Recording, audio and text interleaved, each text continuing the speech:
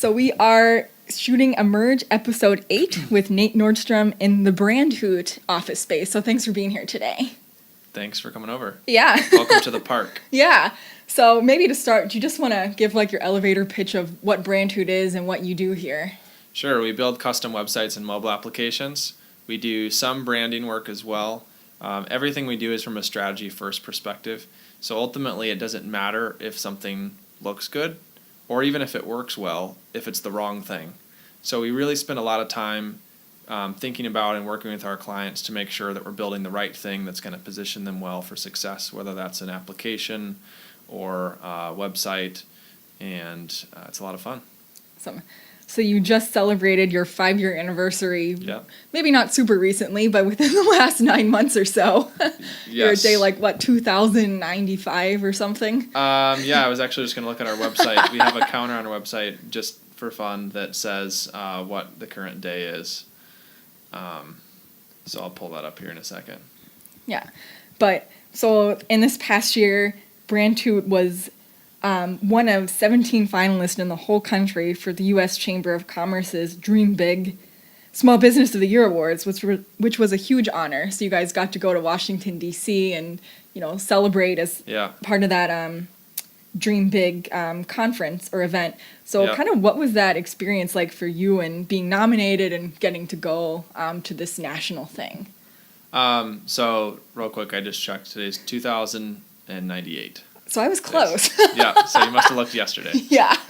2098. The conference and the event was really cool. We had been once before a couple of years ago when they had a top 100 finalists, and then they did regional finalists and then one national winner. This year they switched things around and they wanted the awards to feel a little more exclusive. Instead of having 100 winners, they had 6 category winners and 1 grand prize winner, and then 17 finalists. So because they narrowed it to 17, I thought there's no way that we would be in the running, and then we just randomly one day got an email and said, hey, you're a finalist, join us in DC, so I was pretty excited. The grand prize winner is actually a ribbon cutting company that makes giant scissors, among other things, out of Iowa. Interesting. And they won $25,000 cash and a bunch of other stuff, which was pretty awesome. Talk more about the event. Yeah, I'd be happy to talk more about some of the speakers, some of the folks I met. I got to meet and chat with Marcus Lemonis one-on-one for a little while, which was great. I also love his presentation style. Is when he talks, he wants it to be interactive. And if you ask a question, which I did, you better be careful because he'll ask you questions. He asks hard questions, and he's not afraid to try to embarrass you in front of the room either to try to get you to make positive change or provide good suggestions. So that was pretty awesome. Got to hear from the co-founder of Netflix too and hear their story, which I'd love to talk a little bit about. Super cool. And some other folks. Just for the fun of it, I randomly was walking around in Obama's neighborhood. Apparently Jeff Bezos has a house over there, and then one of Trump's daughter has a house.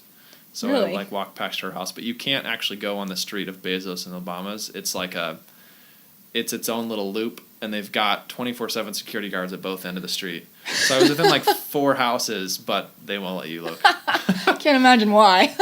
Exactly. But yeah, meeting one of the founders of Netflix would have been awesome. I mean, that's been such an innovative company, and I mean they. The model could have gone under, and now it's So the model basically was under. Okay. And that's part of the interesting story. Should I just jump into it? Go for it. So, that story was very interesting. They, for several years, were losing a lot of money. At one point, they were $100 million in debt. Whoa. And they were making about $5 million a year. So you can see they're losing money 20 times as fast as they're making it. Yeah. That's a problem, and kind of insane that they were even still around. I think the reason they were still around is the investors wanted to hopefully get out of this alive. But even to jump a step before that, the guy that I heard from was named Mark Randolph, and for some reason, at the moment I can't remember the name of the co-founder, but the co-founder and Mark had exited a previous startup and done quite well, made a bunch of money doing that, and in the acquisition then worked for the new parent company. As soon as they got a chance to get out of that, Mark said, hey, I want to build a new company. And the other guy said, you build a company, I'll invest, because I'm on to other things.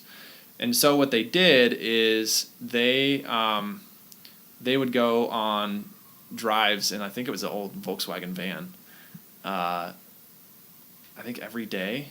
I can't remember like if they both got part-time jobs or something for a little while, but they spent months upon months chewing through one new idea every single day.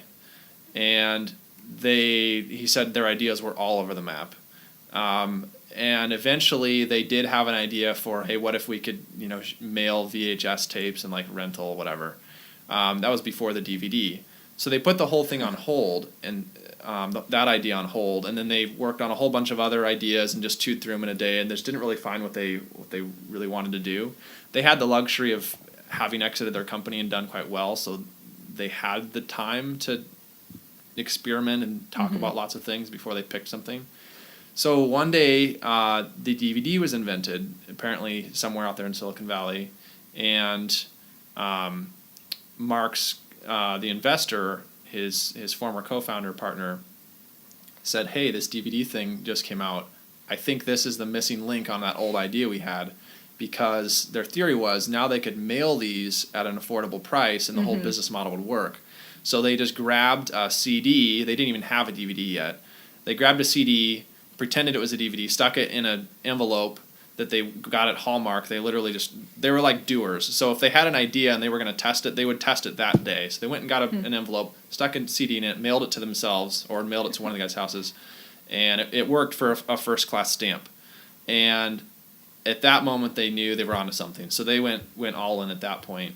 But then that ended up leading them to $100 million in debt. So I'm going to check out my notes here. There's a bunch of little details. But, so another piece of the story is then Blockbuster started to catch on. Right. And Blockbuster, at one point, they were apparently all on like a company vacation or something. There was maybe like 10 employees at this point. 10 employees, $100 million in the hole. They got called in from vacation, and Blockbuster said, hey, we want to talk with you about what you're working on, and we want you here in our offices tomorrow. So they're like, okay. So they didn't even pack. They didn't even have any nice clothes. So apparently they showed up in like shorts and Hawaiian shirts to Blockbuster and met with the executives. And Blockbuster said, okay, so how much do you want for your company?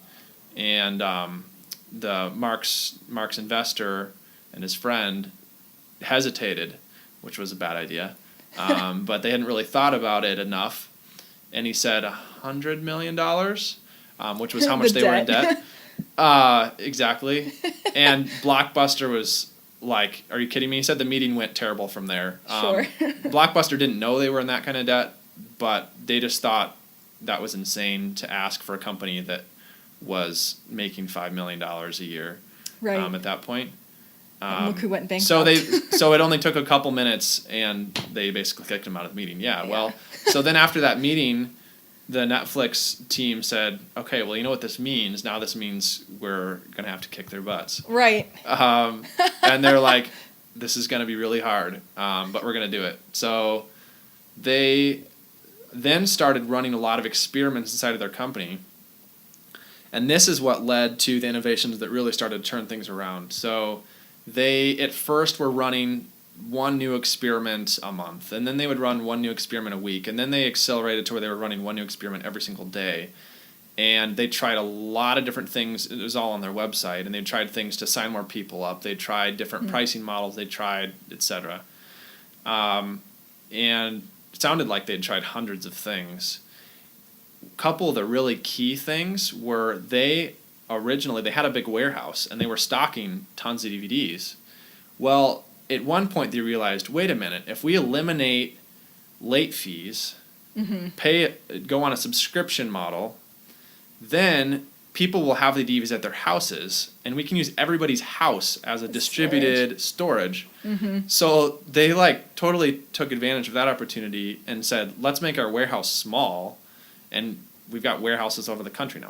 All of it are buyers. Sure. So For free. for free, and that was key to their turnaround, as well as the elimination of late fees. He said also the queue, so that you could put DVDs on your list. As soon as you send it in, they send you your next one. Right. That was one of their experiments that turns out people liked.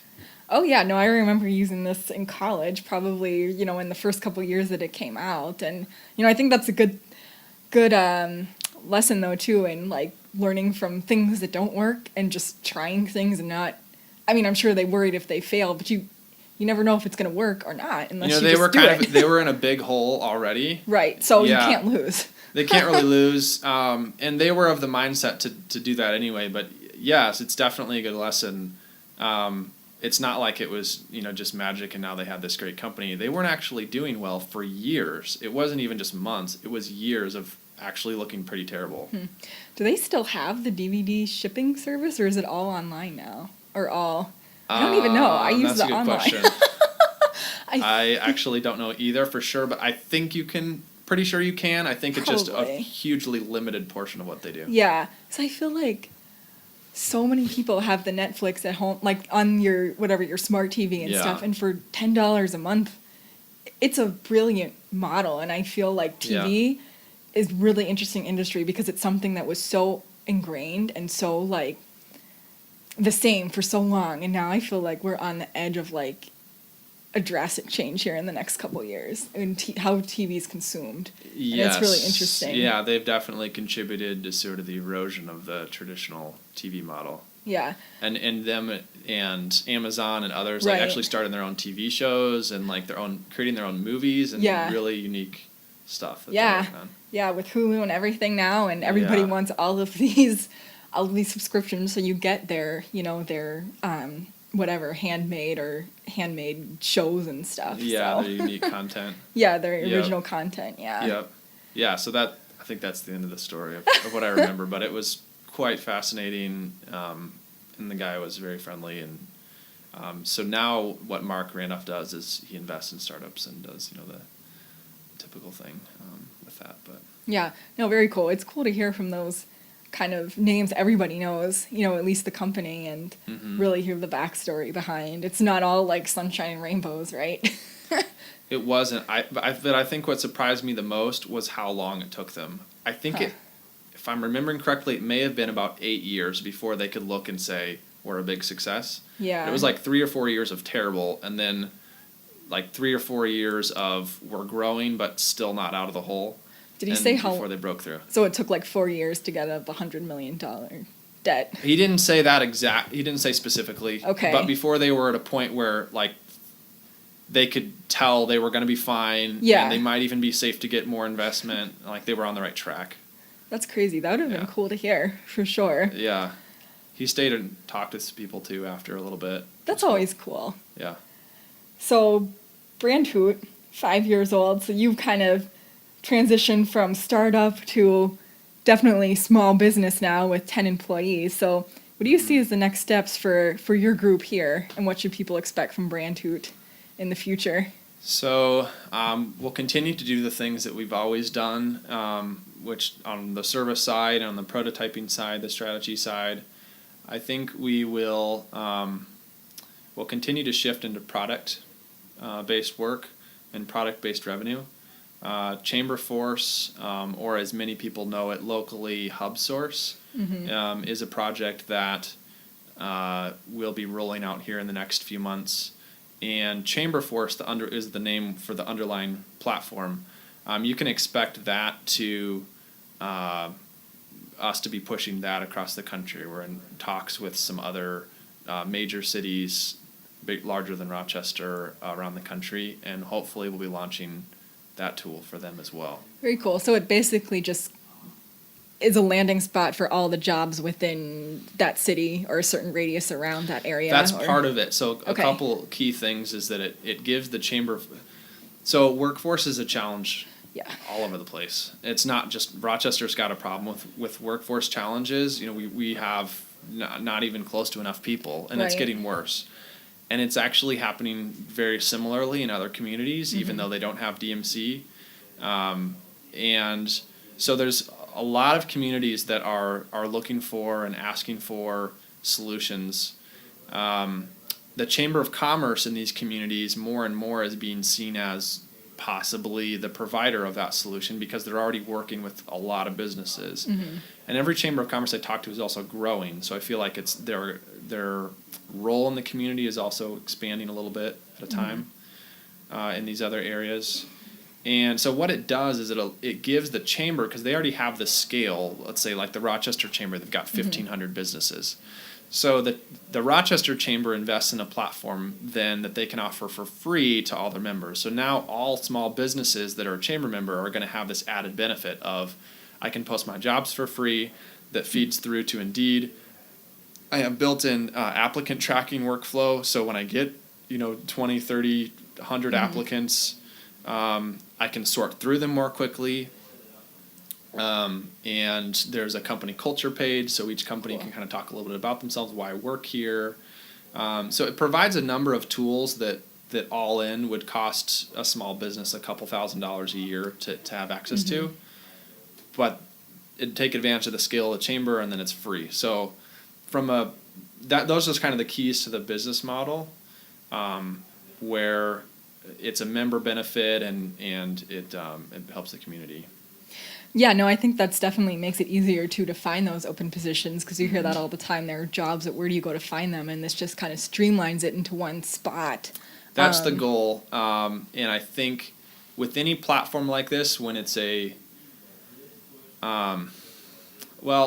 type of platform, it's a bit of a chicken egg challenge. So what comes first, the jobs or the job seekers?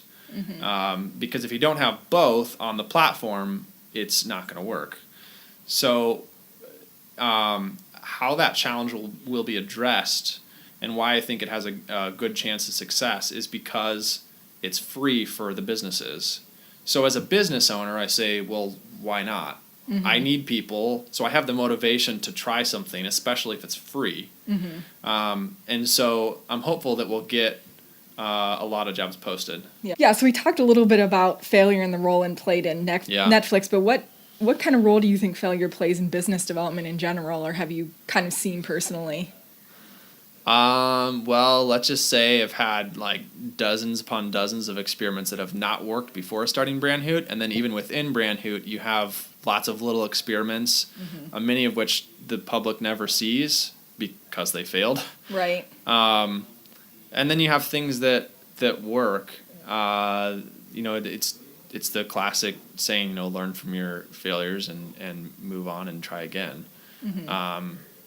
Every time you fail, you can learn just as much as, actually usually more than if you succeeded. Because if you succeeded, you don't necessarily know why. Sometimes you do. But when you fail, it seems it's easier to me to dig out learning from that. Yeah. And pick apart what went wrong and then adjust and improve next time. Yeah. I think too, sometimes when you don't fail, you're not trying to be creative, and absolutely, it's just status quo, and that's never good. Yeah, and I would actually say part of me envies a brand new startup, because you could fail and disappear and nobody would know. At this point, we've got a lot of customers and employees depending on us, so it's kind of important that BrandHoot is around and healthy.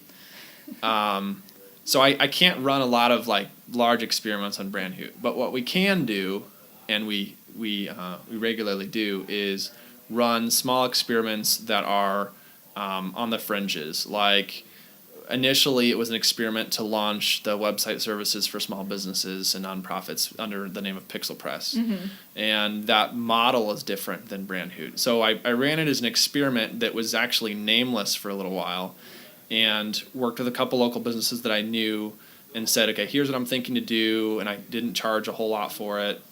And we did a few of those before I felt confident, okay, this is a thing, this works well, now let's name it, let's promote it. But it was kind of on the fringes of BrandHoot. Cool. Yeah, I think the risk appetite usually goes down a little bit as you get more established, which is normal. It you know. it is normal, and it's also something I'm very very aware of it and concerned that I don't want that ever to be. I don't want fear of failure to ever control our company completely, because that's how every major company eventually ends up failing. Plus, that's just boring. But Spoken like a real entrepreneur. Yeah. For sure. So, yeah, I wanted to ask you about, so when you started BrandHoot 5 years ago, what did the entrepreneurial community in Rochester look like then, and how do you think it's kind of changed to what it is now? Like, what are some major things that stand out to you? So I'm from Omaha, Nebraska. When I moved here about 6 years ago, I think there was people doing things here, but not really communicating and connecting. And so what I've definitely seen is a big shift in people connecting and collaborating, and that's been great to see. The Cube was a new thing, and so it was exciting to be part of the Cube and like work out of this tiny little shed that was kind of bizarre, but actually a lot of fun. And a lot of the people that we met through there have gone to continue to build out the ecosystem, and that's been great to see. So there were 0 co-working spaces when I moved here, and now there are 3 or 4, or depends on how you count. Yeah. There's actually 3 in a nonprofit incubator. So there you go, and and there's rumors. Who knows? Maybe there'll be more. But yeah, so yes, that's been a big change and a good thing. There's also far more entrepreneur-related events, speakers, etc. And events are hard. You never know how many people are going to show up. But I'm just happy to see that people are you and Jamie and others, the Mayo Accelerator and others are pushing the events forward anyway. And you can definitely see an increase in participation, although it's maybe a little slow sometimes, but it's definitely been an uptick and things I think are on the right track. Yeah, no, you're right. It's always hard when you're trying to plan events and you have no idea what people want half the time. I would not want to be an event planner. No, but I think, Global Entrepreneurship Week is coming up now, Yeah. and I think we have some really cool events coming up. Yeah, I'm definitely excited about Global Entrepreneurship Week and Startup Weekend. Yeah, Startup Weekend. Yeah, really exciting, and always trying to do something a little bit different because you never want it to get stale, right? Yeah. So, yeah, and we have all these colleges around here now that we're organizing an event surrounding them during Global Entrepreneurship Week. Yeah, So I that should think be kinda cool. just looking back at what I had written down here in my notes, I think DMC is also another thing worth mentioning that's new since I moved here. Oh, yeah. And also, I think, contributes in positive ways to our growing entrepreneur ecosystem. Yeah, it's definitely a very unique situation that we have right now. Yeah. That, It is. should be a benefit to all of us, to And the as community. entrepreneurs, too, like, it's a massive undertaking, but as entrepreneurs, you see opportunity. It has opportunity written on it, whereas other folks might see, oh, my city's changing. Right. Yeah, it is. But as entrepreneurs, that's exciting. I agree. My last question for you. Yeah. I've heard you say a couple times, or encourage people to just start something. Yeah. So like you said, like start your startup, start your idea. So what value Yeah. do you think entrepreneurship has with the Rochester community right now? Why is that important? It's essential in any community, but why I think it's important now and why it's especially good opportunity now is because there's so many of these things brewing, like DMC and like the increase in the accelerators and the even increase in interest in investment in the area. There's a Southeast Minnesota Investment Fund now. Yep. They just got to $1 million. There you go. So that's new too. Although on the investment side, I'd say don't take it unless you have to. It's been nice. I've heard that advice from others. So I've never taken investment, and that's been nice because we've grown organically. It's a little slow, and sometimes slow is frustrating, but we don't have any strings attached. So we want to run a little experiment with some potential new service. We can do that, and I don't have to explain to an investor why it's worth our time. Sure. Yeah. But all that to say, it's a good thing for the ecosystem, and some things do need investment, or they're at the right time for the investment. and that's good as well. I think it's just important for any for the health and vibrancy of any community to be okay with and supportive of people trying to improve their community, improve their life, improve their family, do interesting things, even art. It's cool to see like little pieces here and there of an increase in interest in public art around Rochester, which is hard for some maybe to justify, because like, does it really make money? Like but to me it does indirectly for sure. It helps spark new ideas. It gets community engagement. It gets people, if it's outdoor art, it gets people outside more. So the ROI there, to me, I think more people are seeing that too. Yeah, no, absolutely. I think the ways of thinking are coming around to, A little bit at a time. baby steps, right? But awesome. Well, thank you so much for taking time to do this today. I appreciate it. Sure, thank you as well.